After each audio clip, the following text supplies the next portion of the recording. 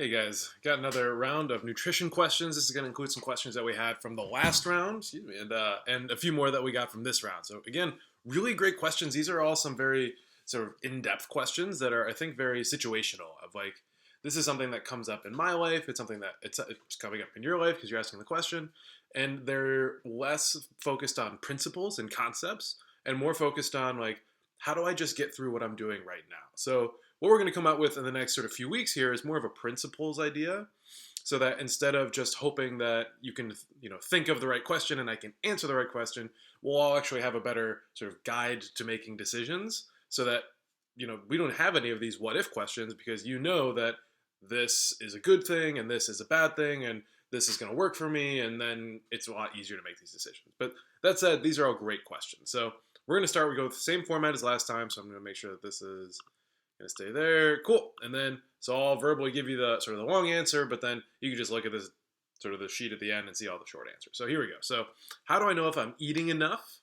Is my appetite enough? Is my appetite enough to sort of give me a good indication if I'm eating enough? So the answer is no. Your appetite is actually a terrible guide to whether or not you should be eating, because your appetite is your hunger levels basically are controlled by a set of hormones that operate almost independently of what you're eating, or at the very least, they're influenced by factors that are not just what you're eating. How do I know if I'm eating enough? Your appetite is not the right way to go. Your appetite means almost nothing, and so that's actually a big stumbling point for a lot of folks is they haven't been eating enough, and so when it comes time to eat more and increase their calorie intake, their hunger levels aren't there, so it feels like you're force feeding yourself, and that's not fun either. And the number one thing I think that we all need is a healthy relationship with food. And so fighting your appetite can be detrimental. It can be really hard. So it's not necessarily detrimental to your health, but it makes this whole thing a lot harder than it needs to be. So how do I know if I'm eating enough? Excuse me. There are two big ways that we can tell. So one is sort of the simplest. It's not necessarily the easiest, but it's definitely the simplest, is just record everything. Write down everything that you're eating. If you can write it all down using, again, an app like a MyFitnessPal or a Chronometer or something like that, those apps are pretty accurate. They're not 100% perfect, but they're pretty good, especially just for calories.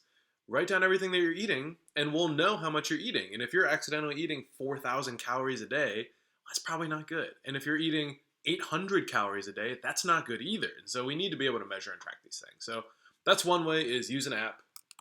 Use an app to track and trial and error, because we have to try things, right? So for some folks, they respond really, really well to eating few calories, but from very dense sources in one or two meals. So, for some people, you can eat one hamburger a day and that takes care of everything you need, and then you're done. That's very rare, but it's an example of an individual difference.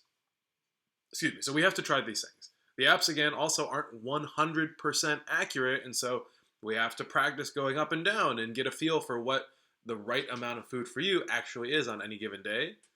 But that also sort of is dictated by your exercise and activity level. So this is a place to start, and we have to be flexible. Nothing happens in just a few days. The second thing that we can do is go by feel. And this one's a little bit trickier because I'm not talking about appetite. I'm talking about energy levels. And this is tricky because sometimes we don't have a frame of reference for what our energy levels should feel like. We don't know what life should feel like. All we know is that right now I don't feel so great, and I'm changing what I'm doing, and I don't feel any better or feel any different. So there's a longer way to do this. It's slower, it takes more time, but I think it's better because it's better than the apps. The apps are great, they're where most people start, but going by feel, once you've learned how to do that and really listen to the signals your body is sending you, it actually makes decision making a lot easier, because you can tell the difference between, say, I'm hungry and I'm bored. That's a huge one for most folks. You can tell the difference between, I'm in the kitchen, I'm literally in the food place, but that doesn't mean I need to eat right now. That doesn't mean I'm suddenly hungry. That just means there's an association of I'm in the food place. So reading your sort of feelings and your cravings is actually a huge skill that I think is the most important thing that we can do with food. That takes time. It's just another way. Most folks start with the apps because that is a great place to start. So use an app to track and trial and error, and go by feel. Pay attention to what your body is actually saying to you? Now, this is a really tough one again because it requires a lot of self-awareness and a lot of thought based on what you're feeling, and you cannot just go with what feels good because we all have that moment. I say at the end of the day, maybe it's, we'll talk about daily rhythms later on, but you get to the end of the day, you've been super stressed, and all you really want to do is have that glass of wine and a piece of chocolate. And if you go by feel and you say, I do need that, I feel like that, my body's telling me to do, your body's not telling you to do that. Your brain is telling you to do that because it's a habit and a pattern you've established. And there's a big difference between what your brain is telling you to do, habits and patterns, and what your body is telling you to do, chemical signals. These are very different things, and it takes time. We'll get more into it. Next question. How do I get enough protein if I'm vegan? So this is a really, really tough one because a lot of folks struggle with this. And it's an important question that we'll get to eventually. There's a lot of conversation about amino acids and a complete amino acid profile to make sure that you're getting enough protein from different sources. It's totally tough because the person who asked this question made a great point in the comment about increasing your protein consumption through vegan sources also necessitates increasing your carbohydrate consumption because all of these things like lentils and beans and all these things, they are also carbohydrate sources. So it's really, really tough. But the thing that I always come back to is we don't need to worry about this at all until we have a handle on your calorie intake, right? If you're eating more calories than you are burning in a day, no matter what you're eating, it doesn't matter, you're going to gain weight, or you're at least not going to lose the weight. And if you're eating fewer calories than you burn in a day, it doesn't matter what those calories are, you will lose weight. So again, this is about thermodynamics. It's not about necessarily like what your macronutrients are until we have a handle on calories, because more stuff in versus stuff out is always going to beat how much protein do I have. Ooh, all right, I gotta wrap this one up. So focus on calories first. We got the lightning round. Oh man. Is sugar addiction a real thing? Yes, absolutely, sugar addiction is a real thing. It's like most addictions, it's more about your mental patterns, and your brain just becomes, addicted, for lack of a better word. And there's more nuance on all this stuff, and I promise this is just a generalization. Your brain becomes used to the pattern of feeling a certain way and receiving a reward. And that feeling a certain way is, I need sugar, or what would be really great right now is a piece of candy or chocolate or whatever it is. And the response is, I need the reward of having that candy. But the cool thing is, you can go cold turkey on sugar. You really can. Maybe you can't for some other things, but you can totally go cold turkey on sugar. And honestly, after you do that and you commit to that, and I'm talking about sugar of all forms, I'm talking about wine, I'm talking about candy. If you can cut those things out for, even as little as 3 days, usually if you're going with or pay attention to your body system up here, usually you actually learn the difference between I want this and I need this. I'm not saying that 3 days is enough for everyone. In fact, I would recommend more like 2 weeks, but eventually those things sort of stop being appealing. They fall out of your habit and it's easier to get away from them. So if you're struggling with sugar addiction, yes, it's a real thing.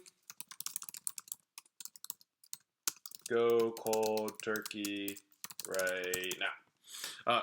There's more to it. There are coping mechanisms, there are other patterns and habits that we can talk about for sort of dealing with the stress of your day. It's not about the sugar, it's about the patterns and the habits we've established in a response to your stress. So there's more to it, but yes, it's a real thing. Go cold turkey right now. How long should I go on a diet before changing something or trying something else? I think this one happens to a lot of us, of like you try something, it's not working for 3 days and you're miserable, and so you quit and you do something else because it's just not working. It's not working for me. Nothing happens in 3 days in the body. Absolutely nothing. It doesn't even take, and this is going to be morbid, but it doesn't even take 3 days to die of dehydration, right? Like your body's a very resilient machine and it wants to keep doing what it's doing almost no matter what. It's a process called homeostasis, right? It wants to stay exactly the same because it's found a balance. What we need is to give this plenty of time. Think, if you make any changes in your diet and nutrition, give it at least 2 weeks of continually doing that thing. No matter what the changes, you have to do it for 2 weeks to see any kind of results. Now, you may start to feel results in a shorter amount of time, but in those 2 weeks, there are a lot more chemical changes, there are a lot more behavior changes that'll happen. And if you falter or stumble, okay, that's not the worst thing, but it will delay that 2 weeks. you got to make sure you're giving it plenty of time. So how long should I go on a diet? 2 weeks, nothing less. That's a redundant punctuation. Okay, and then the last one. Are there any benefits to intermittent fasting? Kind of. It depends on your goal. So if your goal is to practice extreme willpower to, you know, there are a lot of spiritual benefits. There are a lot of folks for thousands of years who have been doing this and say that it's really, really great. Chase those things. I think that's great. But if your goal is body composition, if your goal is weight loss or muscle gain, there are no specific benefits to fasting. There's a lot of sort of weird science out there now saying that it impacts different, growth hormone or insulin levels and stuff like that. None of those studies are super convincing yet because there are a lot of confounding factors. Like, for instance, if you're reading a study that says that intermittent fasting, once you break the fast and you start eating again, it changes your insulin levels and then it changes your growth hormone levels so you can put on muscle better. There's a confounding factor there, which is what you're eating, because this is a time when we want to start talking about what you're eating. So any protein consumption will change your insulin and growth hormone production. So if you're eating protein regularly throughout the day, you don't have a big spike in that stuff because it's sort of well regulated and high throughout the whole day. Versus if you're fasting, you would see a spike, but because you were so low before. So those studies, not super helpful. All diets, all nutrition changes work exactly the same way, which is if you consume more calories than you are burning, you will gain weight. And if you consume fewer calories than you're burning, you will lose weight. Every single one is exactly the same. So the only benefit of fasting is that it's really hard to eat too much. If you're only allowed to eat one meal and you're keeping it relatively clean, broccoli and spinach just don't have that many calories the way that chicken nuggets and pizza and beer does. So that's really the only benefit of fasting. It makes it easier to stay in a caloric deficit for some people. That's that. Okay, I gotta go before my battery dies. This has been another great round of nutrition Q&As. Next we'll be doing an exercise Q&A, so if you have questions about that, let them start brewing, and then I'll throw something up on the Facebook page. You can drop your questions there. So thanks a lot, guys. Again, these are really great questions. Your heads are in the right space, which is awesome. We're going to talk about principles and decision-making tools a little bit later on. So great work. See you soon.